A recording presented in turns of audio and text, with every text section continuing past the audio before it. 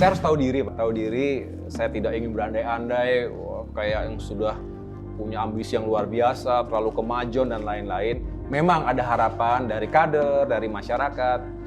Mbok ya beranilah ke depan nanti untuk maju dan lain-lain lah begitu kan. Disederhanakan bahwa kalau mau maju itu asal punya kemauan saja. Padahal harusnya kan ada kemauan tapi ada kesiapan juga. Ada tiketnya nggak, ada koalisinya nggak, ada kebersamaan dengan yang lainnya nggak begitu. Jadi ikhtiarnya masih panjang, saya ingin terus fokus dalam ikhtiar itu. Ya mohon doa saja kita pokoknya dapat bisa berkontribusi lah. Ya tentu yang baik-baik saya amini saja, tapi selebihnya saya hanya bisa mempersiapkan diri dan terus menjalankan amanah dengan sebaik-baiknya sambil sebisa mungkin membantu masyarakat. Sekarang yang paling valid dan disetujui oleh publik adalah AHY calon gubernur dulu. Sekali lagi, jadi saya pikir AHY yang lebih berpotensi dan lebih valid untuk menjadi calon gubernur. Kalau calon presiden jauh lah, calon presiden jauh lebih baik calon gubernur dulu gitu ya.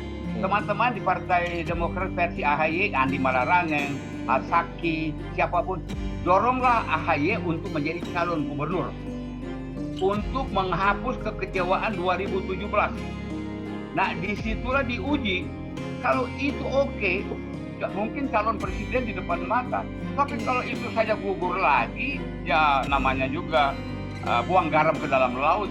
Ya, saya nggak mau mengatakan saya lebih strategis ya, tetapi kalau dilihat memang sekali lagi realitas politik Indonesia itu seseorang boleh punya elektabilitas yang tinggi, tapi tidak punya kendaraan, maka sulit dia untuk bisa menggunakan kendaraan itu untuk mencari kendaraan lain, dan setelah itu punya kendaraan besar, bareng-bareng melaju masuk ke dalam stadion pertandingan.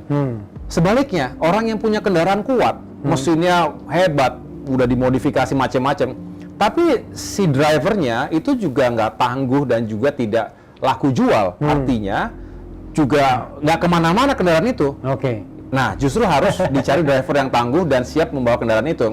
Nah, ini pertarungannya. Saya rasa semua politisi punya tantangan serupa. Ada yang merasa saya sudah aman, saya sudah punya partai, tapi elektabilitas mungkin belum cukup.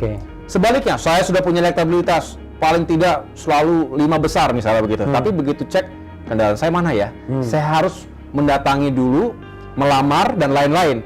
Seperti perkawinan nanti kan, seperti pernikahan, harus jangan dipaksakan sebetulnya kalau yang paling bagus itu kan, tetapi suka sama suka gitu ya. Tapi kalau sepertinya ya udahlah karena adanya ini dipaksakan begitu, belum tentu langgeng juga. Nah, oleh karena itu ini tantangan semua politisi, termasuk Demokrat.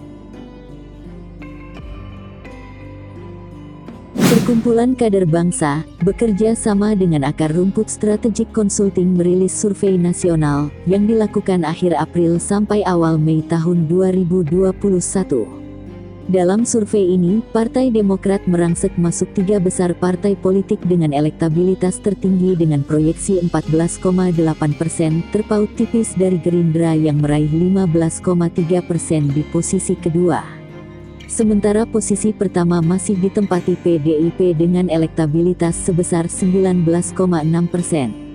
Untuk elektabilitas calon presiden Capres, nama Ketua Umum Demokrat Agus Harimurti Yudhoyono ada di posisi ke-6 dengan elektabilitas 5,5%. Tapi jika dibandingkan dengan ketum-ketum partai politik lain, Agus Harimurti Yudhoyono berada di urutan ketiga dengan elektabilitas 8,89%, di bawah ketum Partai Gerindra Prabowo Subianto dengan 37,92% dan ketum PDIP Megawati Soekarno Putri dengan 10,78%. Peneliti Akar Rumput Strategic Consulting Bagus Balgi menilai, naiknya pamor Partai Demokrat dalam survei ini tidak lepas dari ramainya pemberitaan terkait dinamika internal partai berlambang bintang merci itu. Khususnya isu Kongres Luar Biasa KLB yang meramaikan perbincangan di publik, ujarnya. Sementara Kabalitbang DPP Partai Demokrat Tommy Satriatomo menyatakan, hasil survei ini konsisten dengan 3 hasil survei sebelumnya, yakni Indikator Politik, Balitbang Kompas dan LP3ES.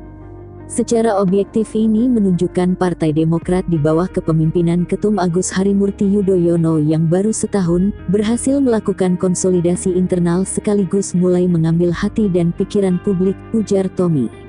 Ditambahkannya, prahara Gerakan Pengambilalihan Kepemimpinan Demokrat (GPKPD) yang dilakukan KSP Muldoko dan gerombolannya berhasil diatasi dengan clear victory baik secara politik dan hukum, sekaligus mendulang keuntungan elektoral imbuhnya. Pengamat politik dari UNJ Ubedillah Badrun mengamini kesimpulan survei PKB ARSC bahwa publik mengharapkan generasi kepemimpinan partai politik. Naiknya elektabilitas Agus Harimurti Yudhoyono dan Partai Demokrat juga bisa dipahami dari perspektif ini, tutur Ubedillah. Dia menyatakan, dari 8 partai yang ada di Senayan, Agus Harimurti Yudhoyono adalah ketum termuda. Suksesi yang mulus dalam Kongres Demokrat 2020 serta kekompakan antara Agus Harimurti Yudhoyono dan pengurus partai dalam mengatasi upaya kudeta oleh pihak eksternal menunjukkan generasi kepemimpinan berjalan baik di Partai Demokrat. Ada semacam penerimaan kuat di internal Partai Demokrat bahwa Agus Harimurti Yudhoyono adalah harapan sekaligus takdir yang tidak bisa dihindari menjadi bagian terpenting dalam sejarah partai tersebut, tuturnya.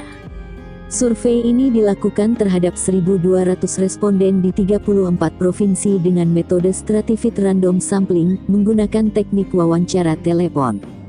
Sebanyak 54,8% responden berada pada rentang usia 21 sampai 30 tahun, dan sebagian besar pelajar, mahasiswa 33%, karyawan swasta 28%, serta pengusaha, wirausaha 17%.